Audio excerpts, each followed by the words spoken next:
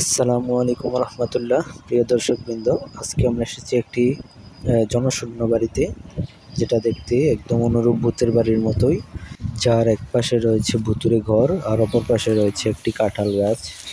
তো দেখতে পাচ্ছি যে কাঁঠাল গাছটিতে বেশ ভালোই ফলন এসেছে, মাশাআল্লাহ। তো ধারণা করা যাচ্ছে যে কাঁঠালগুলো প্রতিবেশীরাই দেখাশোনা করে এবং পাকলে তারাই হয়তো খায়। আর এই বাড়ির মালিক যে, সে হয়তো বাড়িতে থাকে না, বিদায় এই বাড়িটি ভুতুড়ে বাড়ি হয়ে আছে।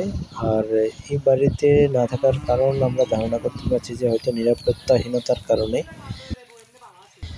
কারণ এই বাড়িটি বেশ এলোমেলো দেখতে।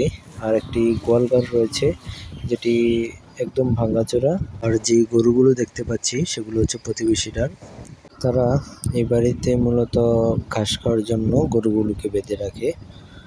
আর এই বাড়িতে প্রচুর পরিমাণে গাছ জন্মে আছে।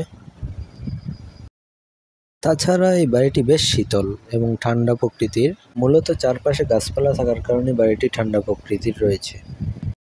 সব মিলিয়ে আমার কাছে এই বাড়িটি বেশ দেখতে অনেক ভালো লেগেছে, যদিও ভুতুড়ে টাইপের, কিন্তু প্রচুর গাছপালা থাকায় আর শীতল পরিবেশ থাকায় তো আমার কাছে অনেক ভালো লেগেছে। তো আজকের ভিডিও এই পর্যন্তই। সবাই ভালো থাকবেন, সুস্থ থাকবেন, আর চ্যানেলটি সাবস্ক্রাইব করতে ভুলবেন না। আল্লাহ হাফেজ।